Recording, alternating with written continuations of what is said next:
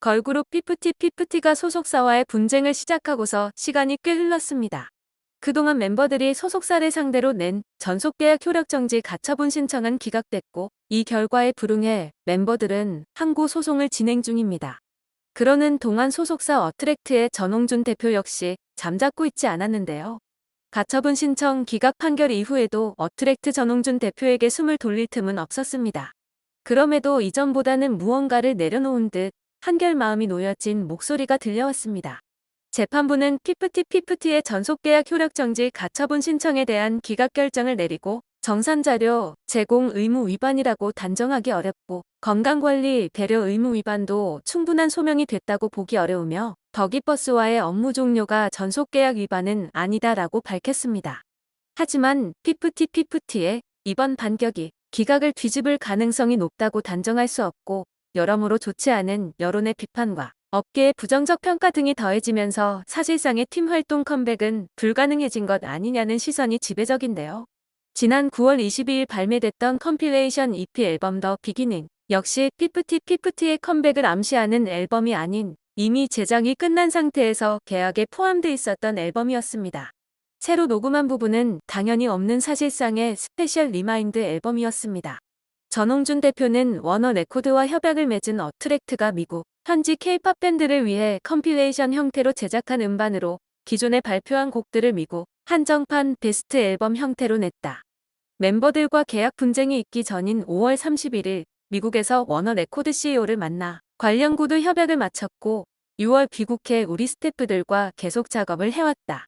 7월 초 계약서에 사인한 뒤 8월 초에 작업물을 미국으로 보냈다. 당시에는 멤버들이 빨리 돌아올 거라 믿고 작업을 진행했다라고 설명했습니다.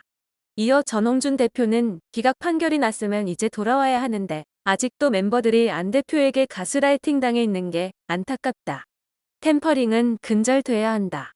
K-팝 시장에 나쁜 선례를 남기면 안 된다. 현실에 맞게 법 개정도 해서 처벌을 강화해야 한다고 뜻을 전했습니다. 지난 7월 당시만 하더라도 전홍준 대표는 멤버들과 하루빨리 만나서 원만하게 화해하고 서로 미안하다고 하면서 다시 활동을 할 수 있기를 간절히 소망했었습니다. 솔직히 멤버들도 2명은 미성년자이고 부모들도 이 바닥을 잘 모를 텐데요. 이런 상황들을 어떻게 다 알 수 있겠어요. 다 이해할 수 있는 부분이고, 다시 시작할 수 있도록 저 역시 서로 화해하고 풀면서 다시 시작하고 싶을 따름이에요. 이후 2달여가 지난 시점에서 전홍준 대표는 기각 결정에 대해 명예를 회복한 것 같아 모두에게 감사할 따름이라면서도 다음 행보를 위한 준비에 여념이 없음을 내비치기도 했습니다. 어트랙트는 현재 2024년 데뷔를 목표로 한 새 걸그룹 론칭 프로젝트에 돌입합니다. 새 걸그룹의 멤버 전원은 오디션 프로그램을 통해 발탁될 예정이며, 모든 과정은 대중들에게 공개되는데요.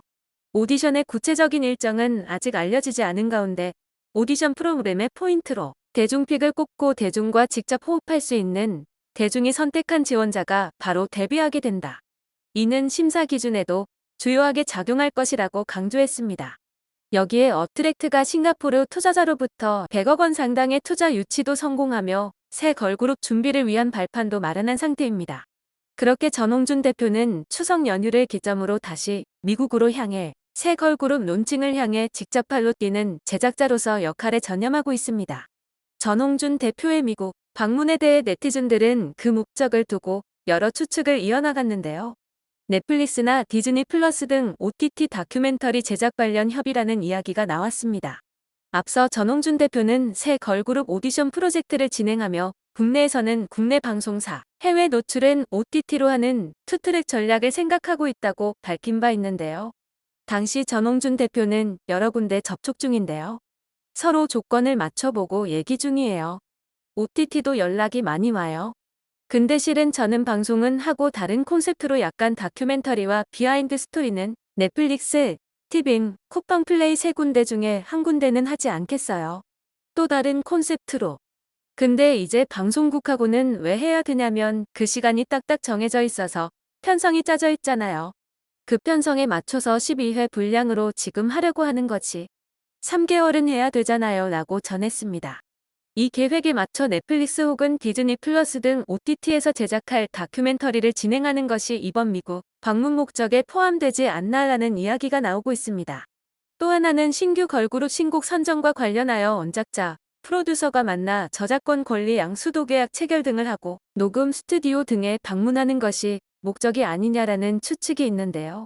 피프티 때 대부분을 외주업체에게 맡기고 전적으로 믿었다가 이 사단이 난 만큼 이번 새 걸그룹 프로젝트에서는 전홍준 대표가 그 어느 때보다 심혈을 기울여서 하나하나 꼼꼼하게 체크해가며 진행하지 않을까 합니다.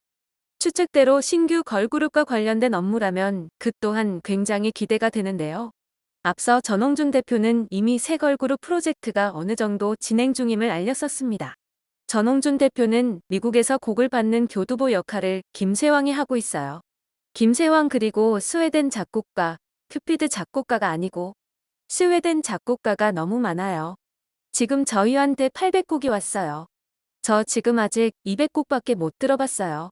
제가 그거 듣는데 1분씩 들어도 시간이 얼마예요? 또 변호사 만나야지, 회의해야지. 걸그룹 프로젝트는 제가 지금 레전드 팀을 구성하고 있거든요. 피프티 만든 어트랙트에서 걸그룹 프로젝트를 한다고 했더니 전 세계에서 2주 만에 800곡이 왔다니까요. 곡들이 너무너무 좋아요. 걸크러쉬에서부터 이지 리스닝까지 곡이 넘쳐요 라며 기쁨이 가득 담긴 목소리로 현 상황을 전했습니다.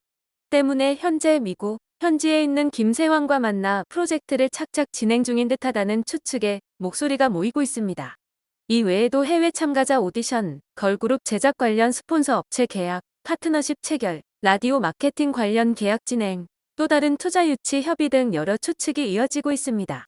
6월부터 정말 힘든 시간을 보냈을 전홍준 대표인데요. 멤버들에게 뒤통수를 맞았다는 사실을 깨닫고 동호대교 위에서 혼자 많이 울었던 나날은 이제 과거가 되었습니다. 반면 피프티 멤버들과 더불어 이들의 편에 섰던 세력들은 하나둘씩 무너져가고 있습니다. 특히 많은 이들에게 쉽게 큰 영향을 미치는 방송사의 역할을 제대로 수행하지 못한 SBS의 그것이 알고 싶다는 올해 1월부터 8월까지 방송통신심의위원회에 가장 많은 민원이 접수되는 불명예를 떠안았습니다.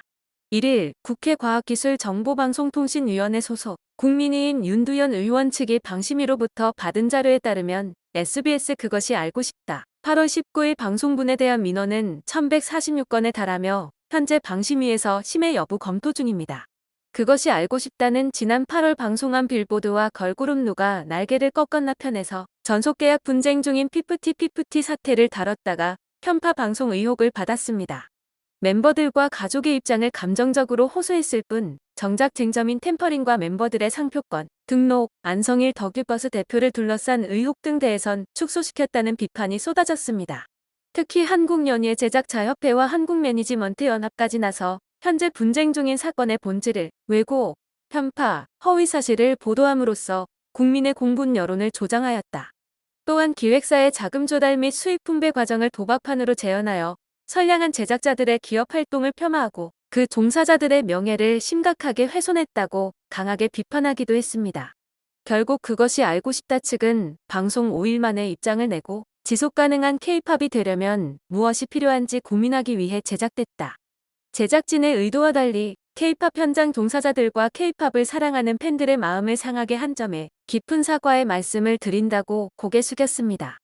이어 이해관계를 둘러싸고 있는 어느 한쪽의 편을 들어주기 위함이 아님을 분명히 밝히며 현재 논란이 되고 있는 몇몇 사안에 대해서는 추가 취재를 통한 후속 방송으로 부족했던 부분을 채우겠다면서 더욱 깊이 있는 취재로 시청자 여러분의 성원에 보답하도록 하겠다고 약속한 바 있습니다. 그리고 16년째 그 아래 MC로 활약 중인 김상중은 간접적으로나마 이번 사태에 대해 뜻을 전했는데요. 지난 방송통신위원회 방송대상 시상식에서 30년 넘게 진실과 정의의 문을 두드리며 걸어온 그 알이 최고의 시사 프로그램이라고 자부하지 않는다. 다만 최선을 다하는 프로그램이라는 점은 자부할 수 있다. 시청자들의 따끔한 질책과 비판도 겸허히 수용해 더욱 올바르게 진화할 수 있도록 노력하겠다라고 했습니다. 그 알이 어쩌다 이렇게 됐나라는 소리가 절로 나오는데요. 팬이 많은 해외에서만큼은 피프티를 지지하는 목소리가 크다는 여론몰이도 이제는 통하지 않습니다. 그 아래 방심위 불만 접수건에 대한 해외 반응을 살펴보면 해외 여론 역시 부정적으로 완전히 돌아섰다는 것을 알 수 있는데요. 해외 네티즌들은 한쪽의 정보를 노골적으로 무시하고 다른 쪽을 선호하는 것이 사람들을 그토록 분노하게 만든 이유다. 한쪽의 주장을 선별적으로 선택하고 반대편에서 제공한 사실과 정보를 노골적으로 무시하고 생략했다는 것이 분명했을 때 공정하고 편견이 없다고 주장하는 프로그램의 문제가 될 것이다. 완전히 편향된 방송을 보여주었다. 비밀리에 저작권을 신청하고 금지 명령을 신청했다. 전혀 의심스럽지 않다. 취재하는 것이 잘못된 것은 아니지만 편향된 보도는 많은 사람들을 오도한다. 이러한 불만은 정당하며 쇼는 공개 사과를 해야 한다. 그들이 수십 년 동안 명성을 쌓으면서 명백히 유죄인 당사자의 편을 들기 위해 의도적으로 사실을 무시했다는 것이 정말 재밌다. 답이 없는 질문은 전 세계적인 수치이다 등 꽤 예리하게 현 상황을 보고 있는데요. 국내는 버리고 해외 활동에 전념해보고자 소속사를 배신한 이들은 전 세계로부터 버림받고 있고 배신당한 소속사는 오히려 다시 한번 제대로 글로벌 그룹 론칭을 준비하고 있습니다. 아무리 돈이 최고고 돈으로 안 되는 게 없는 세상이라 해도 넘어서는 안 될 선이라는 게 있습니다. 그 선을 넘어버린 이들의 마지막은 과연 어떤 모습일까요?